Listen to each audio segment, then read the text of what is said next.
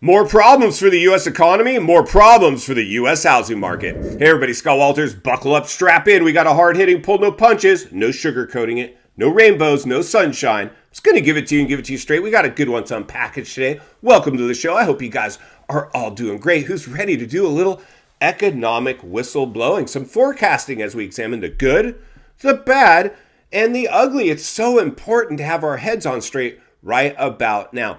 Insanity. Have you ever seen anything like this? This was the most interesting time in history to be alive, what we just went through, this whole lockdown, this crisis, this stimulus, the kicking the can down the road, the overheating of the biggest economy and the biggest asset class in the world. The U.S. economy and the U.S. housing market are the biggest economy and asset class in the world. That is flirting with disaster, yet somehow leadership wants to minimize that.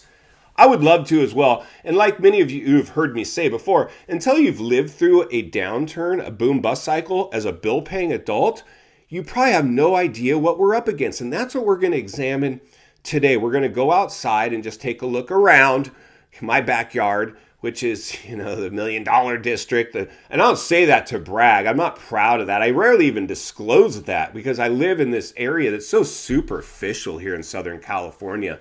I'm really kind of this rogue agent whistleblower that's raising awareness. I want to help people be protected because in 2008, I bought near the height and then the recession kicked in and it was just, I dragged this depreciating asset along for the ride. It was more of an anchor than an asset. And that's what we're seeing now.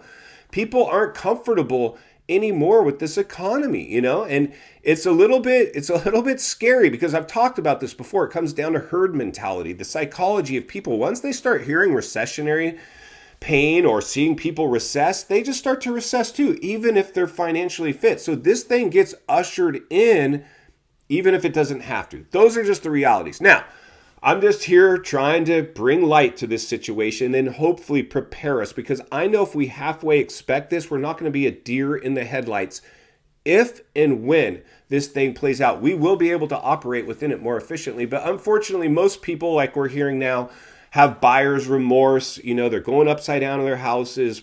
Price reductions are now spiking across the board. I mean, I could go on and on and on. Throw a dart at an economic challenge map. You're hitting something threatening all the markets and not only our economies all over the globe. And it's all because we overheated it. We put nitroglycerin into the economy's engine in the form of stimulus. And so we're seeing the blowback now. So now people are starting to get a little concerned.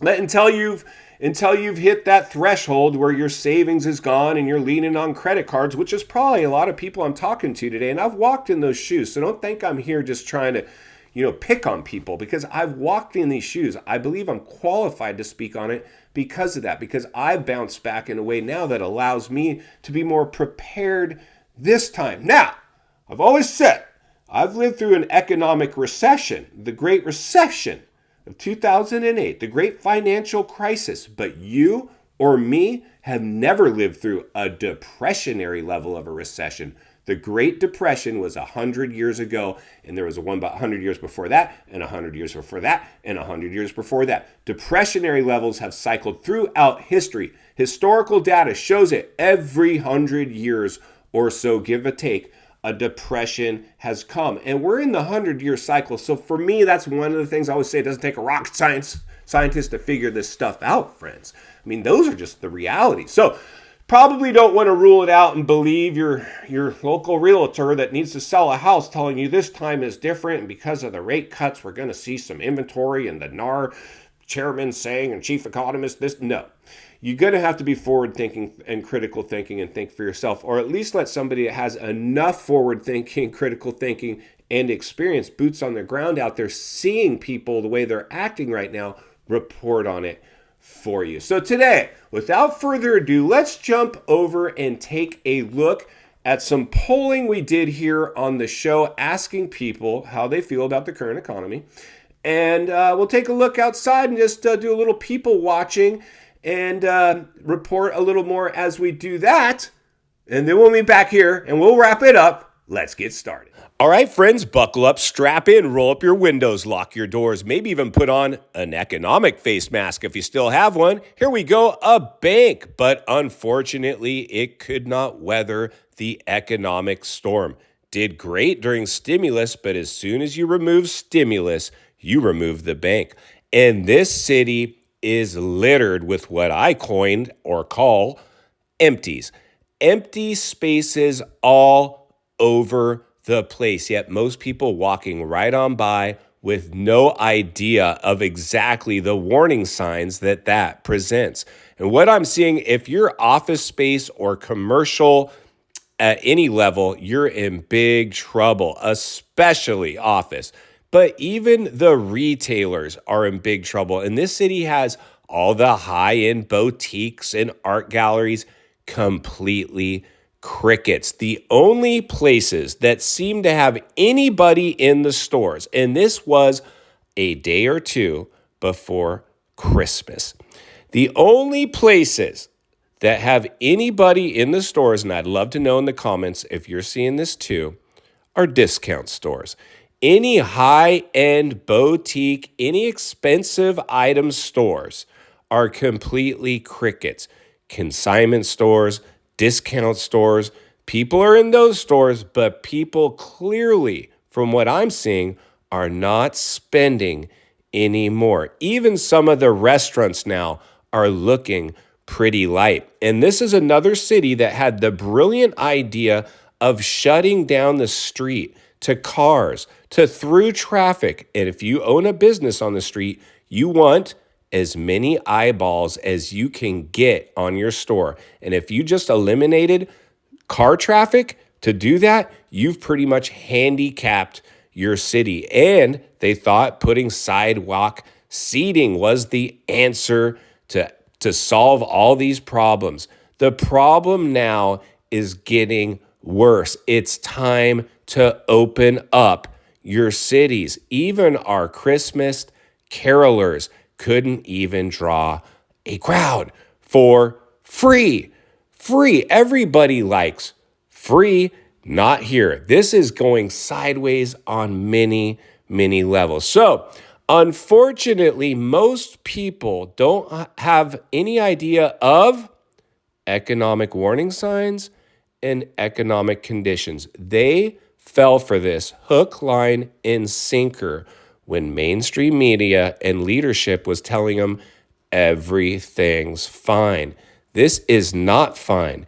This is a big city with big problems, empty streets. And unfortunately, the byproduct continues to get worse. I continue to see more and more homeless people popping up into this city. It's insane. During stimulus, it seemed like the homeless presence was very limited. It's now becoming very, very troublesome.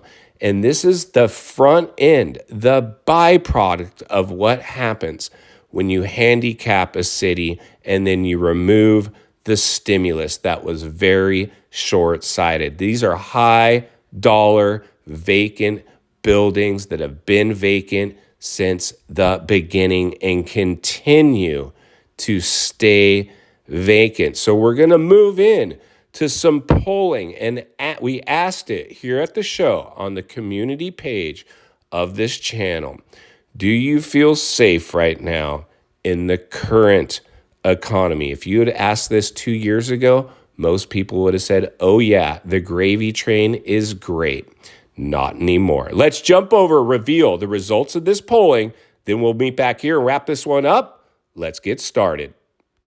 And here we go. The current health and the fitness of the economy. When asked, does this economy make you feel safe? Only 7% of you said yes, while 93% of you said no. This economy does not make me feel safe at all. Let's jump back to the studio so we can wrap this one up. Friends, welcome back, and there you go. So that's the deal right now. Overwhelmingly, people are like, this economy does not make me feel safe right now, Scott. Like it was funny because a couple of years ago when we were injecting stimulus, People were just in complete euphoria, investing in Airbnb, cryptos, you name it. You couldn't go wrong. An idiot could win big in the stock market.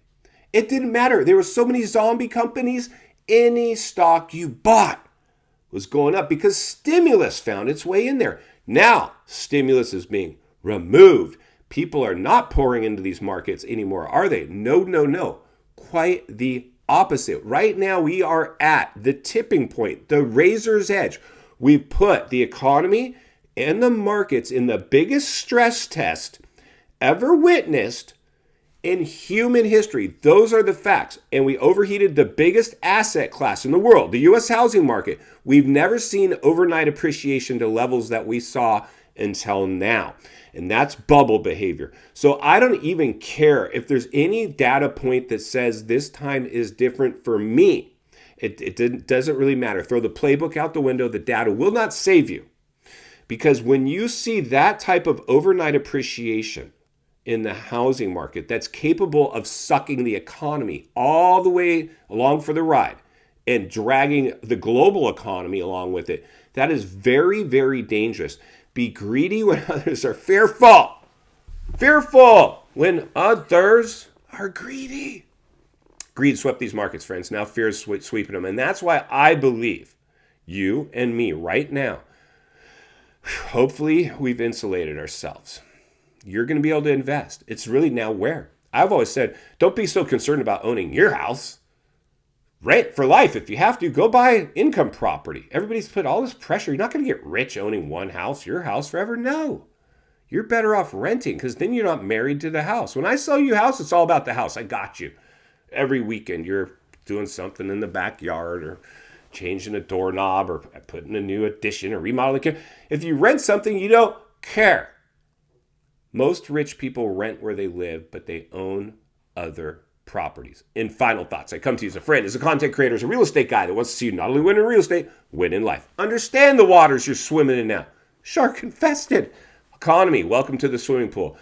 The majority, 95% of people in our poll here said they do not feel safe right now out there, and that's a bad sign. Now, most of these people are of the mindset they saw this coming. They're stacking cash. They're prepared for it. They're going to reassess their financial fitness if and when a recession gets ushered in. Once the dust settles, they're probably going to follow channels like this and go do some targeted investing, buying at the bottom instead of the top. In the meantime, I'll be here to blow the lid off it every step of the way because it's not only what we need, it's in fact what we deserve. If you appreciate the content, I want to humbly ask you to give the video a like, subscribe to the channel, leave a comment below. I'd love to hear from you. Social media links in the description of this video if you'd like to follow me there, along with links to channels I've appeared on I think you might enjoy.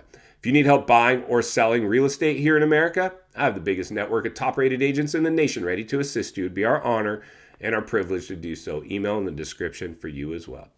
Also, if you're watching from your television set today and you've enjoyed this video, you're going to like the next video, and there's an easy subscribe icon for your convenience.